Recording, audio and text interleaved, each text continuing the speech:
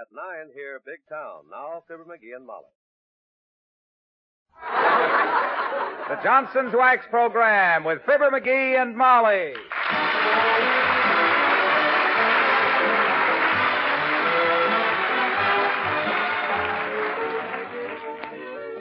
The makers of Johnson's Wax and Johnson's Water Repellent Glow Coat bring you Fibber McGee and Molly. We also have Bill Thompson, Gail Gordon, Cliff Arquette, Dick LeGrand, Elvie Allman, and me, Harlow Wilcox. The script is by Don Quinn and Phil Leslie. Music by the Kingsmen and Billy Mills Orchestra. Fibber and Molly join us in a moment. Here is news. News of a bargain offer on Johnson's Water Repellent Glow Coat that will give you 33 1/3% more of this wonderful self-polishing floor wax at no increase in price. That's right, 33 1/3% more Glow Coat at no increase in price. For right now at your dealers, you can buy Glow Coat in new giant cans. There's the giant pint that gives you 1 1/3 pints for the regular price of 1 pint, and the giant quart that gives you 1 1/3 quarts at the regular price of 1 quart. 1/3 more wax in either can at no increase in price. Now here's your chance to get all the Glow Coat you need for spring house cleaning at a big saving. But hurry, this offer is for a limited time only. Get 1/3 more wax at no increase in price. Get Johnson's Water Repellent Glow Coat tomorrow at your dealers in the new giant can.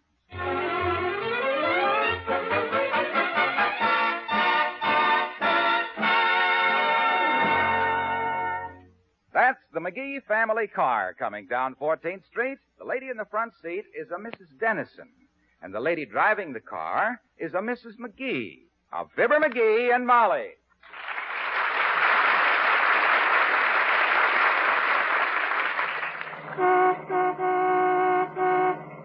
I hate driving in this traffic, Angelica, although McGee always says... Oh, I think your driving is fine, Molly. Watch the stoplight, dear. Stoplight where? Never mind, we passed it. It was green, anyhow. Oh. Well, like I was saying, when that sales girl at the Bon-Ton told me that chartreuse hat was very becoming... Oh, I know, my dear. That's the same snippy little creature that said she just adored my hat because her mother had one just like it back in 1931. And I... I knew she was just trying to make a sale because, oh, look at that big truck. What does he think he's doing? If he wants to go so slow, why doesn't he straddle the white line like we do? These men drivers, they're so infuriating. Do we turn left here to get to your house, Angelica? Yes, but there's no left turn allowed on this corner, so do it fast. I must tell McGee to get those tires oiled. They're beginning to squeal so badly, and he hates to have anything. Oh, what on earth was that noise? Search me. Sounded like something fell off the car. Some little part, like maybe the back seat? Maybe we'd better get out and look. Oh, I think we have. My. Well, heavenly days. What's that thing? Oh, my, I don't know anything about automobiles, Molly. As long as I have a good loud horn and a courtesy card from the chief of police, that's all I need. Well, I'd better take the thing home and let McGee put it back on, I guess. Well, come on. I'll take this side and you take that side. Angelica, how long has it been since your operation? 3 years. And yours? 5 years. I guess we're safe. Ready? Heave ho, girl! Oh!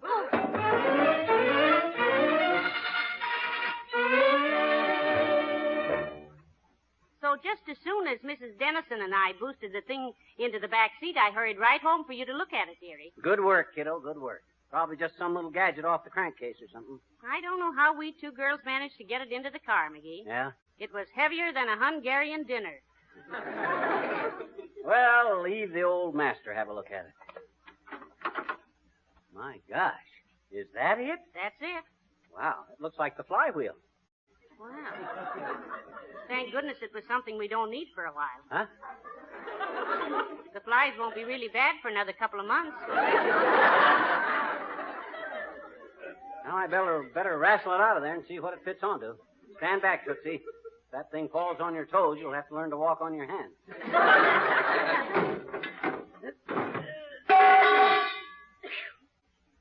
Wow, that baby heavy. What is it? One of the spark plugs? Or a piston bracelet? Piston ring, Snoopy, not the bracelet. I don't know what it is yet, but I'd better get it put back on anyhow. All right, sweetheart. I've got to go in and call Mrs. Dennison. Call Mrs. Dennison? My gosh, you just left her 10 minutes ago. I know, but we were so busy talking, there were a lot of things I forgot to tell her. I'll be back out in just a few minutes. Okay, baby. Ah, there goes a good kid. But not much of a mechanic. She thinks a hose connection is a garter buckle. Yep, as soon as I get into my coveralls, I'll fix this Hi, thing. mister. Oh, hi, Jeannie. Hi. Hi. How's everything with you, sis? Have a pleasant Easter? Oh, sure, mister. Good, I had a dandy Easter, I bet you. good. My Uncle Carl gave me a little baby rabbit. You did, huh? Mm-hmm. Sure. It was the cutest little rabbit I ever... I says he did, huh? Did what? Gave you a rabbit. Who did? Your Uncle Carl. For what? For Easter. I know it. Oh, gee. He's got long pink ears and he wiggles his nose like Grandma when she's got the hay fever. Why does he have a stubby little tail, mister? Why does he? You don't know why bunnies have them little bunches of cotton on their rumble seats instead of a real honest-to-goodness tail? You don't know? No. Do you, mister? Huh. My gosh, I ought to. I'm the one that thought up the reason.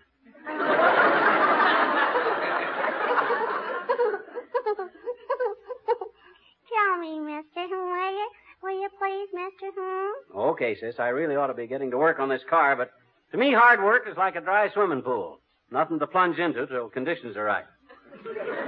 Well, sir, once upon a time... There were 3 bears, a papa bear, a mama bear, and a baby. No.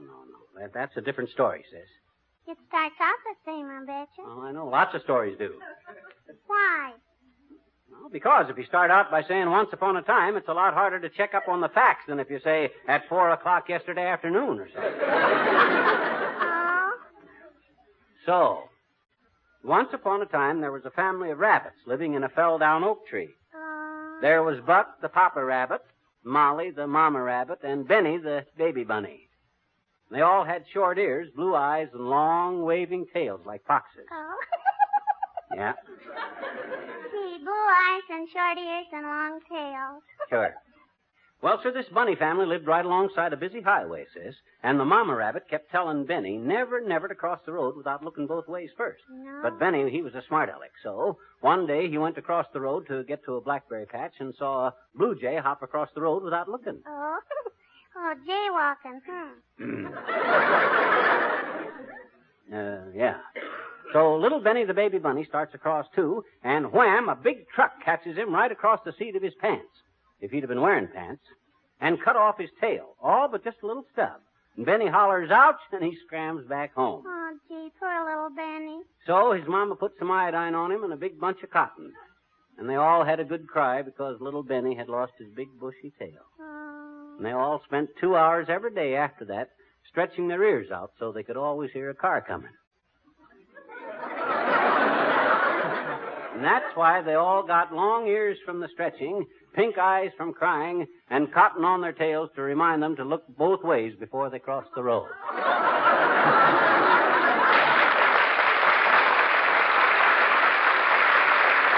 Thank you, mister. That was a dandy story, I betcha. I thought so. But why do they wear cotton on their tails to remind them? Why don't they just tie a string on their fingers? And because in this case it was an afterthought, sis. Now you run along. I got to get to work. So long, Teeny. So long, mister. So long. Billy Mills in the orchestra and Sunshine Kate.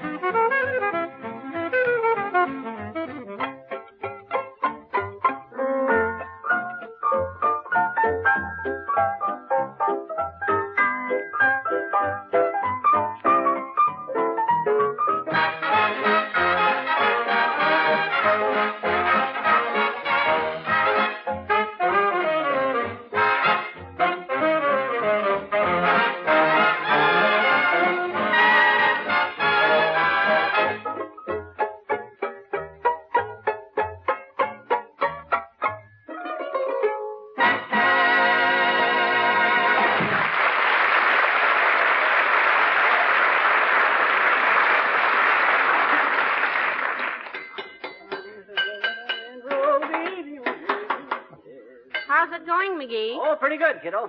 Almost got the crankcase took off in it. Good for you.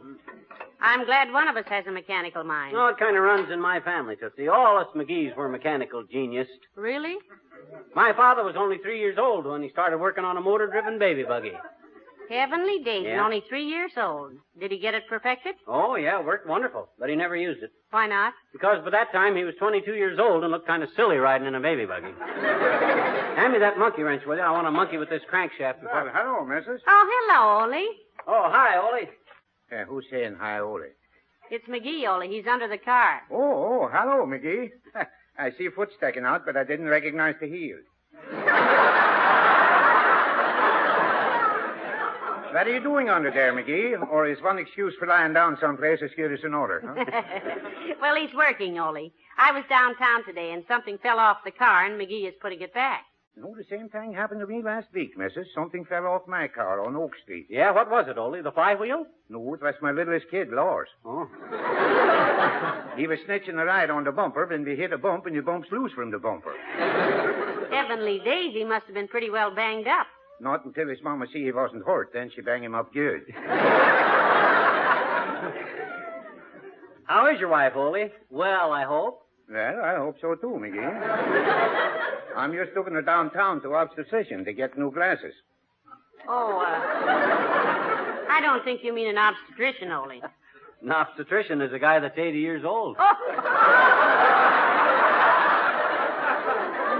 No, dearie, that's an octogenarian. What Ole meant was an optometrist. Sure, a fella that always looks on the cheerful side of everything. Our obstetrician is like that. You're wrong again, Ole. You're thinking of an optician. Yes, Ole, an obstetrician is a baby doctor. Hey, now you're wrong, missus. Our obstetrician is no baby doctor. He's 65 years of old. No, Ole, she means that you go to an obstetrician when you're expecting an addition to the family. Sure, that's why she has eyes examined by obstetrician. Huh? She gets some dark glasses, though she don't get so much sun. It's daughter we want this time. That's what it is. Go on, Ole. Goodbye, Ole.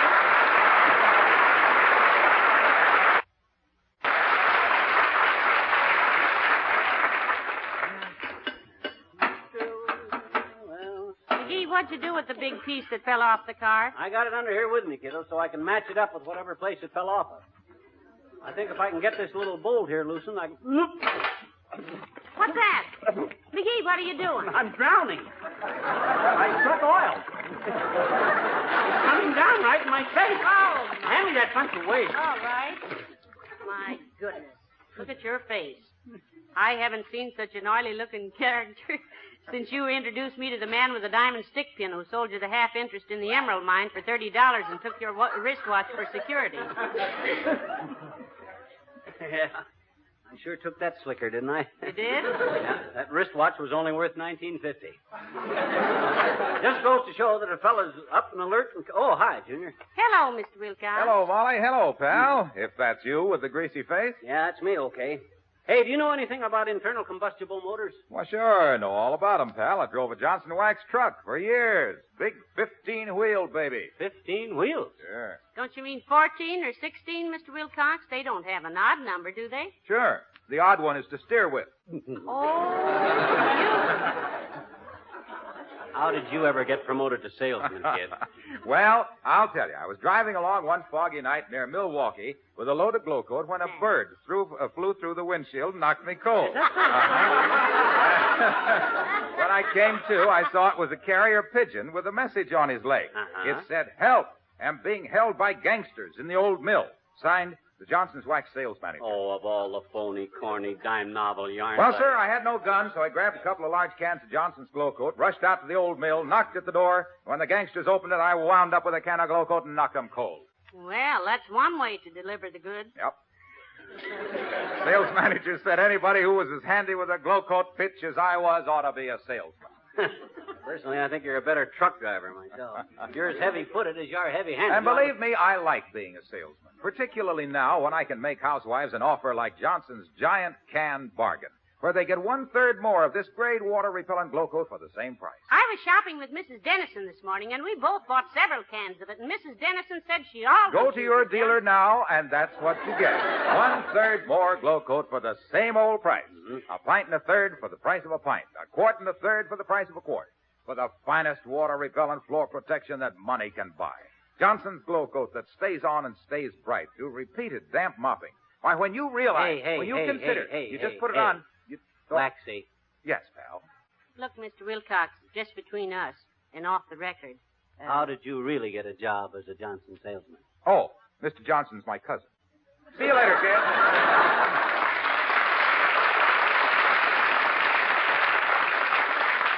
You'd better get to work, dearie. Maybe you can get that odd part back in place before dark. I think I got it figured out now, kiddo. If I can just loosen the pan on the hydrochloric drive, it'll slip the fan belt off the generator, you see. That'll give me a little more play in the differential. You haven't got time to play in the differential. You just keep on working there. By the way, what's that little windmill for in front there? That's the fan, Tootsie. What does it do? Pulls bugs into the radiator. If it wasn't for that little gadget, the whole countryside would be infested with gnats and beetles and stuff. Purifies the air. Now, let me see I if beg your pardon, sir. I'm working my way through college, and I'm selling subscriptions. Go away, bud. Go away. I'm busy. I'm glad to know you, Mr. Busy. Mm-hmm. And you, I presume, are Mrs. Busy? No, I'm not. Well, how do you do, Mrs. Knott? Allow me to introduce myself. I am Leavenworth P. Eaton. I'm working my way through college. Look, sir, can you come back some other time? Mr. McGee is engaged. Oh, isn't that nice? And who is Mr. McGee? I'm Mr. McGee. I thought you were busy. I am busy. When I was talking to Mrs. Knott here, she said that... Please, Mr. Eaton, I am not Mrs. Knott. She's my wife. Well, if you already have a wife, how can you be engaged? He merely meant he was engaged in fixing this automobile. Is that clear? Quite clear, Mrs. Busy. That brat, she ain't Mrs. Busy. She's Mrs. McGee. And who is not? Who is not what? Mrs. Knott. I was talking to her a minute ago. Now, wait a minute. Straighten this guy out, will you, Molly? Glad to. Hand me that big wrench there. No. I mean, clear things up for him. Oh, all right. Now then, Mr. He's eating. No, I'm just chewing gum, Mr. Busy. Now then, Mr. Eaton, I am Mrs. McGee. This man here is Mr. McGee, my husband. And you're Mr. Eaton. Have you got that down pat? The lady is speaking to you, Pat. Well, doggone it, I am not Pat. I'm McGee. Now, you listen here, Bud. Whatever you're selling, we A don't... magazine, sir. What magazine can I... Look, Mr. Eaton. Thank you, Mrs. Busy. Look is a fine magazine. Would you like it for 1 year or 3 years? You'll notice this pretty girl on the cover. Cut it out, will you? I'll be glad to, sir, if you'll hand me those shears. It'll make a beautiful pin-up for your garage. Now, just a minute, please. This thing is getting out of hand. We don't have time to... You don't have time? Well, I'll start your subscription right away, and thank you very much. 1 year or 2? Neither one. And hey, Bud. Sir? Do you like life? Oh, I love life. Well, then get out of here while you still got it. Go on, quick. Very well, sir, and thank you, Mr. and Mrs. Busy.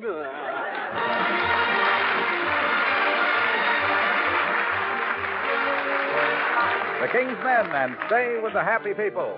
When old Mr. Crouch sat on his couch, he told me that the end of the world was near. My happy heart rose with a start, hollering, get out of here, get out of here, get out of here. We got to stay with the happy people.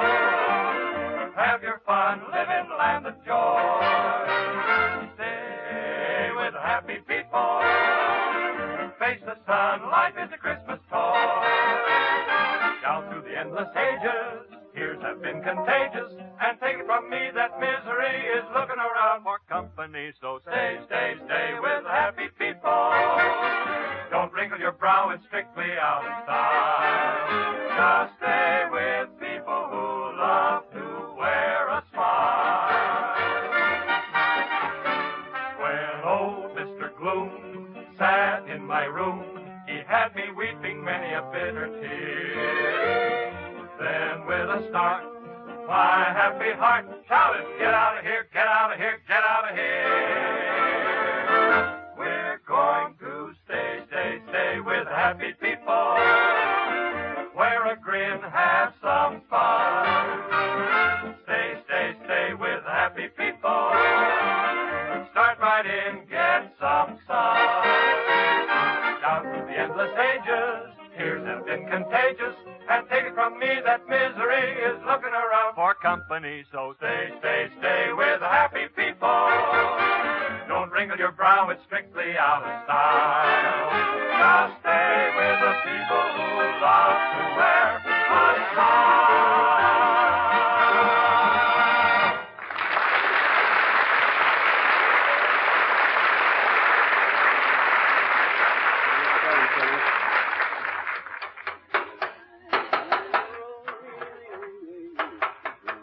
Got the answer yet, McGee? Know where the part goes? I'm still looking, kiddo. I've tried it in 3 different places, but it don't seem to fit any place. But I'll find it. As soon as I get these last 3 bolts unloosened and get the flywheel housing opened up. Oh, hi, old-timer. Hello, Mr. Oldtimer. Hello there, daughter. Hey, Johnny, what you taking the car? Apart? Oh, one of the pieces fell off downtown, old-timer, and I'm trying to find out where it dropped off in it. Well, personally, kids, I was never much of a hand for machinery myself. No? I was a more sensitive type, an artistic boy, poetic. Wrote my first poetry in kindergarten. Was it published? No, there was only one copy, Johnny, on the side wall of Hoover Stratton's barn. Oh. It says, "It's time you fellows knew the facts. Nancy's pants are flour sacks."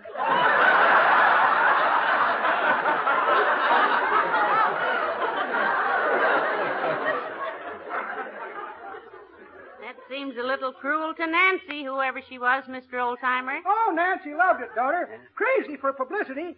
Grew up to be a right pretty girl, too. Won a beauty contest in Atlantic City and went to Europe. Miss America? Yes, Johnny, she sure does. Had a postal card from her just the other day, from The Hague in Holland. She's a duchess now. Oh? Married a duke? No, married a Dutchman. Lives in Rotterdam. I thought she sent the postcard from The Hague. She did, Johnny. Too nice a girl to write Rotterdam on a postcard. Oh. Well, I got a date this afternoon, kids. I'm taking my girl Bessie to the Opera House. We got 2 good seats in the balcony. The Opera House? There's nothing playing there today. The Opera House is dark this week.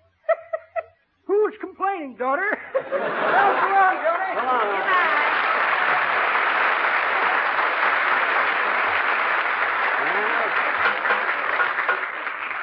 Let's see. Won't be long now. As soon as I get this last bolt loose, I can get at the inside of the hole. Oh! Good heavens. You certainly got a big chunk off that time. What do you call that? We call that the motor. Now, let me see. The flywheel ought to go in here some. No, that can't be right. Why can't it? Well, there's a flywheel already in it. I think the car's got 2 flywheels, so this is a pretty old model. It might have there to... you are, McGee. Well, having an accident, I see. Huh? Oh, hi, Latrivia. Hello, Mr. Mayor. Were you ever in Detroit? Yes, I've been in Detroit. Ever go through an automobile factory? Yes, Did you see them assembling automobiles? I did. Remember anything about it? Why? Because sooner or later he's got to put this car back together, and he's going to need all the information he can get. Well, as it happens, I have some information for him. What's your license number, McGee? 986W5. Why? 986W5. Well, that checks with my information. One of our traffic officers took your license number downtown this morning, McGee. Oh, yeah? Well, you tell them ticket-happy hooligans of yours that they got nothing on me, boy. I wasn't even out in my car this morning, so, ha-ha. No, but Molly was. Molly, do you remember doing anything wrong this morning? Well, my goodness, Mr. Mayor, if you're referring to that little bitty left turn I made on 14th Street, where the sign said no left turn, I wouldn't have done it, only I had to take Mrs. Dennison home, and how does the city know where she lives when I'm driving the... No. That was not what I meant. What did I do wrong? You ran over a piece of city property, stopped your car, picked it up, and drove away with it. What? It's lying right there under your car, McGee. Huh? Give us back my manhole cover. Manhole cover?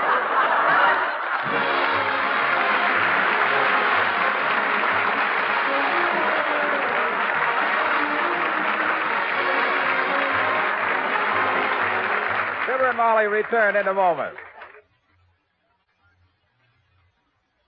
Here's news, big news for homemakers. There's a marvelous new wash day discovery on the market today. It's Brisk, B-R-I-S-K, the wax starch made by the makers of Johnson's Wax.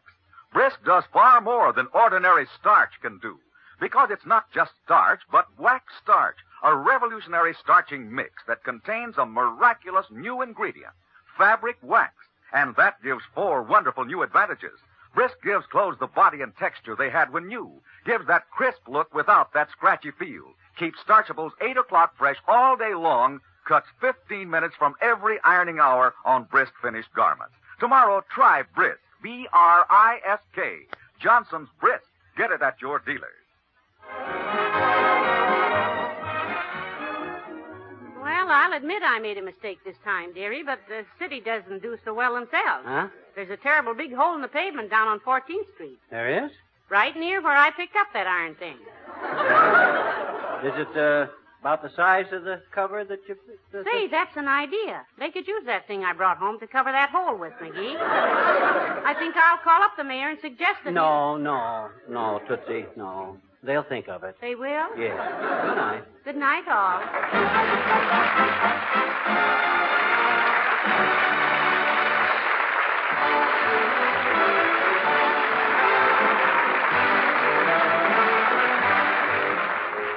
Makers of Johnson's Wax and Johnson's Water Repellent Glow Coat, Racine, Wisconsin, and Brantford, Canada, bring you Fibber McGee and Molly each week at this time. Be with us again next Tuesday night, won't you? Motorists, how would you like to make your car look like new with only a few minutes of easy effort and a few pennies in expense? Tell you what you do. Tomorrow, go to your nearest Johnson Wax dealer or service station and get a can of Johnson's Car New. That's the wonderful wax-fortified auto polish that cleans and polishes in one application. It cleans as you rub it on, cuts through traffic tarnish and road grime that water alone won't touch. It polishes as you wipe it off, leaves your car shining like new. Your car shines brighter because Car New cleans cleaner as it polishes. That's C-A-R-N-U. Car New.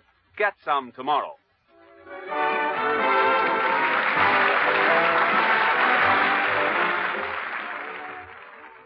Next, Big Town presents The Silent Witness on NBC.